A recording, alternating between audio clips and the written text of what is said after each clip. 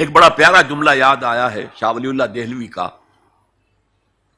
اگر کسی معاشرے میں تقسیم دولت کا نظام غلط ہو جائے تو اس کے دو نتیجے نکلتے ہیں، اور دونوں انتہائی تباہ کن۔ ایک طرف دولت کے انبار ہوں گے، اس کا نتیجہ کیا نکلے؟ عیاشی ہوگی، بدماشی ہوگی، گلچھرے ہوں گے، اسراف ہوگا، تبذیر ہوگی، اور یہی تلوار دوسری طرف کاٹ رہی ہے۔ دوسری طرف احتیاج ہوگی، بھوک ہوگی، محتاجی ہوگی۔ یہ عیاشی کی وجہ سے گمراہ ہو گئے، اور یہ کاد الفقر ان یکون کفرا، حضور نے فرمایا فقر تو کفر کے قریب پہنچا دیتا ہے انسان کو۔ جن کو 2 وقت روٹی نہیں ملتی وہ کیا اللہ سے لو لگائیں گے؟ جو 10-12 گھنٹے دن میں کام کرتے ہیں وہ رات کو کہیں جاگیں گے، کھڑے ہوں گے اللہ کے حضور؟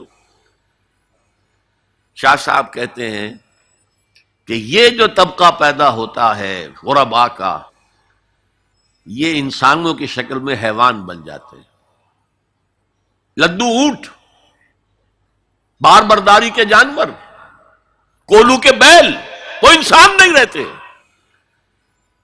حدیث میں نے آپ کو سنا دی، کاد الفقر ان یکون کفرا۔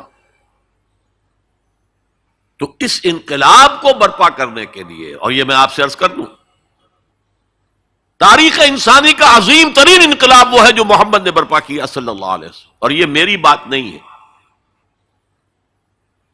ڈاکٹر ایم این رائے، ممبر کمیونسٹ انٹرنیشنل، ہندو اور کمیونزم کی سب سے اونچی باڈی کا رکن،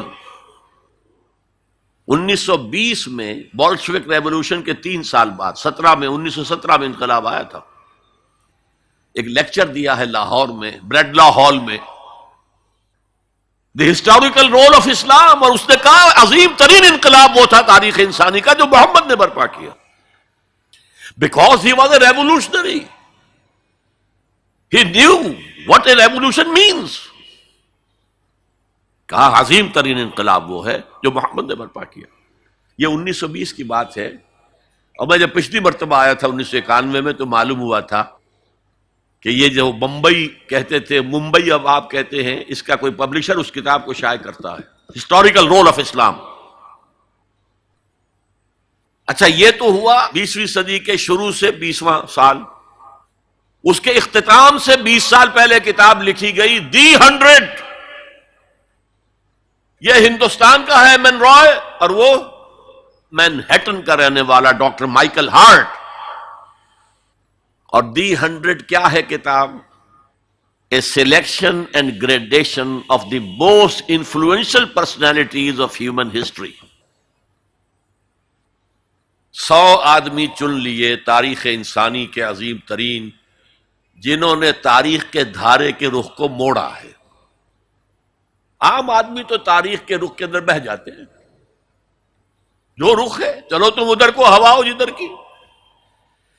کچھ لوگ ایسے بھی دنیا میں پیدا ہوئے ہیں جنہوں نے تاریخ کے دھارے کے رخ کو تھوڑا موڑا ہے۔ تو سلیکشن میں تو 100 نام گن لیے، اور پھر گریڈیشن کی، سب سے زیادہ کس نے موڑا، پھر کون، پھر کون، پھر کون، اور نمبر 1 پر لایا ہے محمد کو صلی اللہ علیہ وسلم۔ جو کتاب اویلیبل ہے آپ پڑھیں، اور بڑے خوبصورت الفاظ اس کے ہیں۔ Naturally I O an explanation, میں عیسائی ہوں، حضرت مسیح کو نمبر 3 پر لے گیا ہوں اور محمد کو نمبر 1 پر رکھ رہا ہوں، تو یقیناً مجھے کوئی نہ کوئی اس کی ایکسپلینیشن دینی ہوگی، کوئی توجیہ کرنی ہوگی۔ اور پھر اس نے وہ جملہ لکھا ہے جو میرے علم کی حد تک کسی مسلمان کی رسائی اس تک نہیں ہوئی۔ This is because he was the only person who was supremely successful on both the religious and secular fields. تاریخ انسانی میں ایک ہی آدمی ہے جو ریلیجس اور سیکولر دونوں میدانوں میں بہت اونچا ہے۔ باقی سارے کیا ہیں؟ یا مذہب، روحانیت، اخلاق میں اونچے ہیں، تو ریاست، سیاست، اس سے کوئی سروکار ہی نہیں۔ حضرت عیسیٰ کا بھی یہی معاملہ ہے، گوتم بدھ کا بھی یہی معاملہ ہے۔ اور یا ادھر ہیں اونچے شہنشاہ ہیں، بڑے بڑے فاتح ہیں، تو دوسری طرف زیرو نہیں بلکہ مائنس لیول کو لانا پڑے گا۔ ایک ہی شخص ہے وہ کہتا ہے، ایک دی اونلی، اسی لیے میں نے 3 دفعہ دہرایا ہے، the only person who was supremely successful at both the religious and secular planes۔ یہ ہے حضور کا انقلاب۔ برپا کس سے کیا؟ کتاب سے کیا۔ دنیا میں نظام عدل اجتماعی اور آخرت میں جنت تک رسائی، یہ صرف اس سواء السبیل، اس صراط مستقیم سے ہے جو قرآن جس کی نشاندہی کر رہا ہے۔ اب میری آخری بات، آج کی دنیا میں قرآن کا سب سے بڑا معجزہ وہ یہ ہے کہ اس کتاب کے ذریعے حضور نے تاریخ انسانی کا عظیم ترین انقلاب برپا کیا۔ اسی کتاب کے ذریعے کیا نا۔ اتر کر حرا سے سوئے قوم آیا اور نسخہ کیمیا ساتھ لایا۔ اس سے ذہن بدلے، عقائد بدلے، سوچ بدلی، کردار بدلے، اخلاق بدلے، پھر انہیں طاقت بنا کر اور کوڑا بنا کر باطل نظام پر دے مارا اور نظام حق کو قائم کر کے دکھا دیا۔